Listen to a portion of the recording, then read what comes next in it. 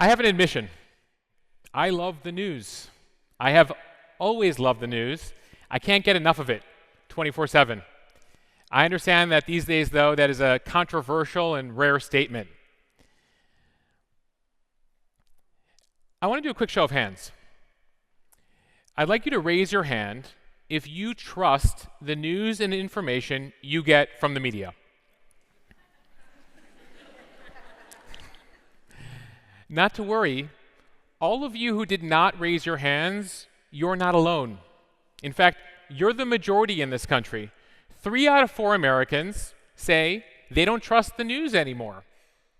This was actually from a global survey, dozens of countries around the world, and as a country that likes to finish in first place in many things, we're in last, dead last, when it comes to whether we trust the news and information that we get from our media. And yes, that is a problem for the news industry, but I'm here to tell you that is a larger problem for our society, for our communities, for our friendships, and our democracy. I'm on a mission to try to get to the bottom of that, to try to come up with some solutions. And I've taken to an unlikely place, Instagram. I'm a journalist on a platform that many of you might use for home renovation content, pictures of your kids, your dog, your cat. I'm using it to try to restore trust in the news and the media. More on that in a second. I want to tell you more about myself, because after all, this is a talk about trust in the news. So who am I? Why should you trust me? That's me a couple years ago. I was 5. Already obsessed with news and current events. My parents like to tell the story that we used to live above an ice cream shop in suburban Chicago. They would give me a couple quarters to go get a cone. I would come back with a copy of the Chicago Tribune instead. I was correcting my parents' friends about world capitals and current events at dinner parties. I was drawing maps about capitals of the world for my first grade teacher. Several years later, I was very lucky and fortunate to be able to turn that childhood passion into a career. As a journalist, as a reporter, as a producer at networks like Fox and Bloomberg and CBS. That's me as the executive producer of the CBS Evening News. I got to oversee coverage of everything from terrorist attacks to natural disasters, elections, to interviews with multiple world leaders, including several American presidents. In 2019, though, looking for a change of pace, I left the newsroom looking for a new challenge. Little did I know that the biggest story of our lifetimes would hit several months later. COVID-19, a global pandemic, trapped in our homes.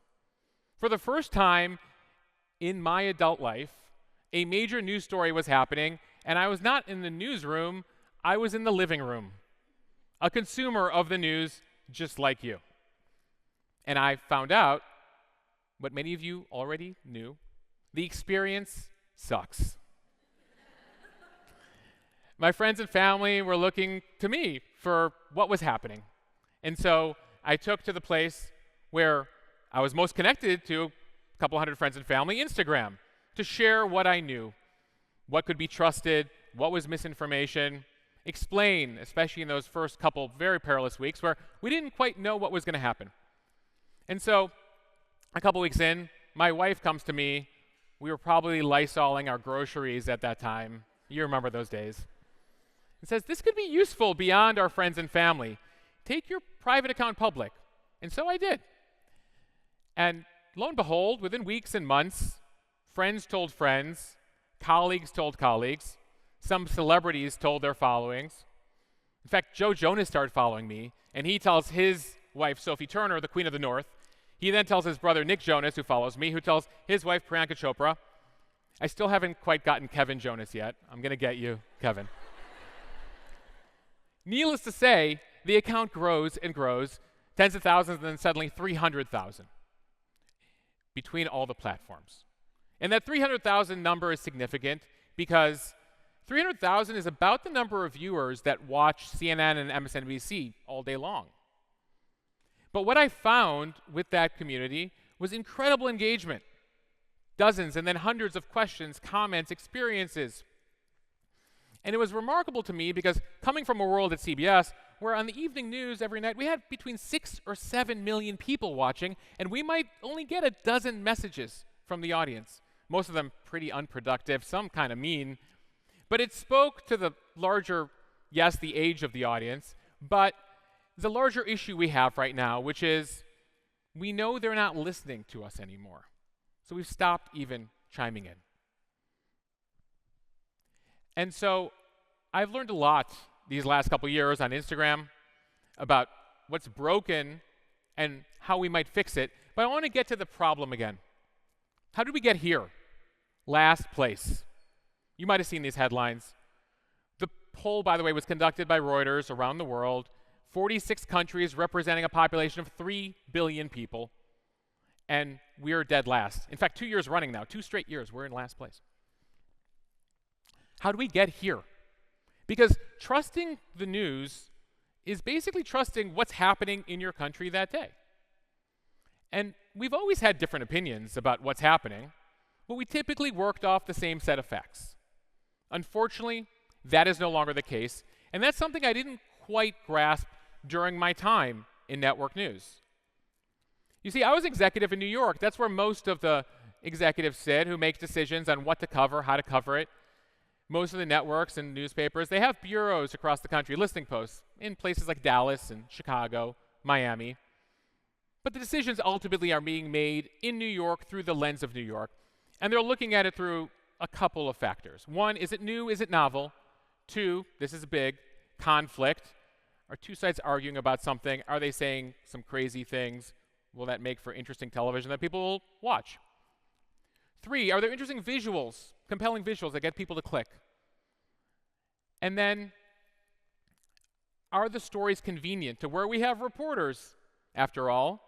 One of the reasons, by the way, you see so much coverage of politics out of Washington is the biggest bureau, the biggest listening post, is in Washington, D.C.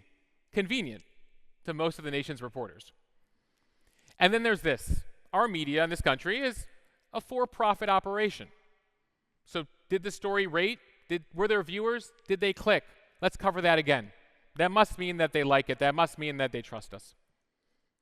And that might seem like a way to think about things, but I'm here to tell you that one thing I've learned through Instagram and didn't quite know then is that there's not actually a dialogue happening. If you tune out, no one's calling you months later, hey, what happened? There's no real conversation happening between the media and the audience. We live in an era now where we have higher expectations for everything. Our government leaders, the companies we buy products from. We demand more from our media, from the people providing the news. There have actually never been more platforms to have that conversation, a two-way street, and yet none of them are being used very effectively. In fact, the media, instead of really finding out what's going on out there, is ratcheting up the noise. Sensational headlines, compelling conflict, breaking news here, breaking news there, breaking news everywhere, until things are broken. And sometimes they have to go so far these days to convince you that it's the end of the world. Literally. This was a headline that got my attention this spring. Asteroid bigger than Empire State Building heading towards Earth. That was the image they used. Albeit, yes, it was the New York Post. It is a tabloid. But it speaks to the larger issue the media feels, the desperation they feel to get you to tune in. No, click, please. I clicked on it because, obviously. And I read through the first couple paragraphs. I got to get through the image. And then in the 6th paragraph, yes, the asteroid is heading towards Earth, but NASA scientists assure us it'll miss us by 3.5 million miles. What a letdown. So I am less apt these days to click on a headline like that, and they might have to do something else to get my attention next time. And of course, I'm being facetious here, but I mean, are we really that far away from headed towards your house with a picture of you? So we have a media desperate for your attention, economy around your attention, and then there's another factor here that we all got to talk about. You might recognize these logos: YouTube, Facebook, Instagram, Twitter. They are now the places where more Americans are getting their news than from any other place. They were not built for news. YouTube was built to share videos. The first video ever on YouTube was literally a guy's day at the zoo. Facebook was built to connect students on college campus initially. Instagram to share pretty pictures. Twitter to rant about whatever it is you wanted to rant about. But it wasn't built for news. But now it's there. And so the media companies naturally are headed to these platforms to put their headlines up. But getting your news from those places comes with peril. Because in addition to not being built for news and sending you on your day, these platforms were built to keep you there, to addict you so you never leave. And so they have algorithms that learn all about you, what you like, when you tune in, what words you respond to, what colors you respond to, and what ticks you off. We know this from Facebook's own research.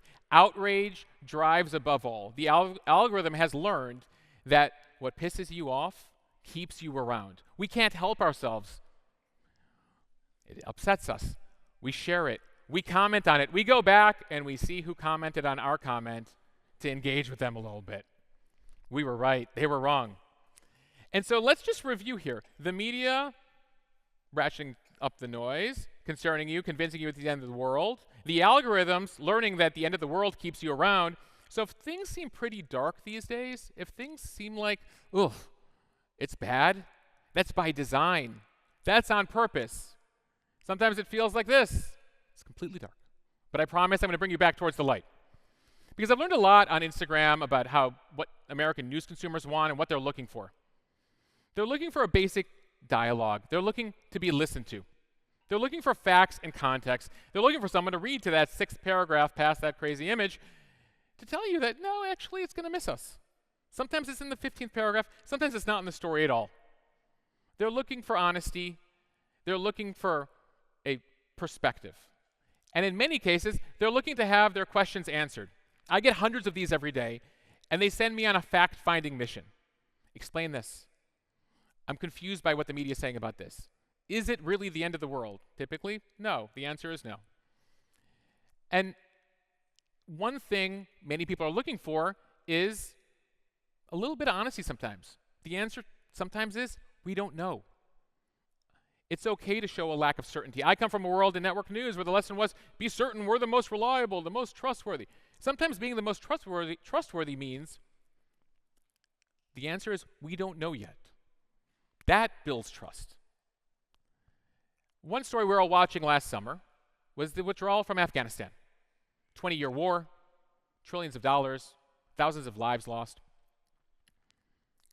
And we remember those images. The questions I was getting from people was looking for context. How did we get there after all? No embarrassment, no judgment. Looking for, what's the Taliban again? Sometimes it feels when we're watching the news that you're coming in the middle of the movie and no one is bothering to explain the first part of the movie to you. They're just focused on the conflict in the middle and whose fault it is.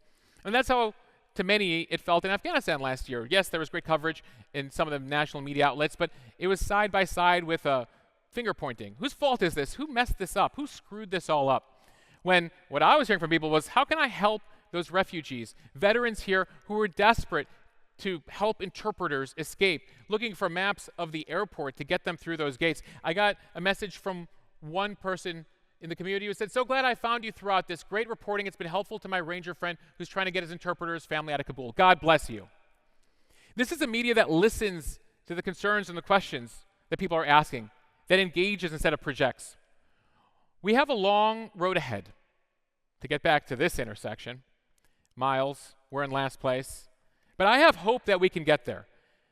I hear from teachers telling me about what's happening in their classrooms, farmers about how climate's impacting their fields, first responders about what's happening in their hospitals. I post their messages, how they're reacting to the headlines, and allow them to help drive the conversation of how things are being covered. Sometimes it's foreigners trapped in COVID camps in Shanghai or refugees in Eastern Europe. Interview them, tell their stories. And yes, this does happen in the national news sometimes, but not on a regular basis that's driving the coverage. And I think it's possible because I've learned a lot about American news consumers the past couple years, except for Kevin Jonas. I don't know how he feels. They're looking for perspective. They're looking for facts, not agenda. And if you have an agenda, be transparent about it. Most of them live somewhere in the middle, even though they're delivered the extremes. The extremes are the loudest to cover. They say the most provocative things, so much more interesting to the media typically. And they're looking for a conversation with the reporters and the journalists who are covering the news. They're looking to be heard. Now listen, I'm not Pollyannish about any of this. I know, I've told you, the media is a business. But if they start taking platforms like this seriously, if they start taking their consumers seriously and engaging them in a real way, there might be a way to both make a profit and help serve the country. I want to end with one message I got recently that gives me hope. My best friend is a Trump conservative. I'm more of a liberal Bernie girl. And your account helped bridge some tougher conversations with us over the last 2 years. My friend started following you after I shared one of your posts. Our friendship has been very fractured, still is to an extent, but the way in which you create content has still helped us connect. It turns out that broadcasting perpetual conflict is a self-fulfilling prophecy. I think that there is a new way that is possible, a fact-driven approach. It might just be that if the media starts listening to us again, we might just start listening to each other. Thank you.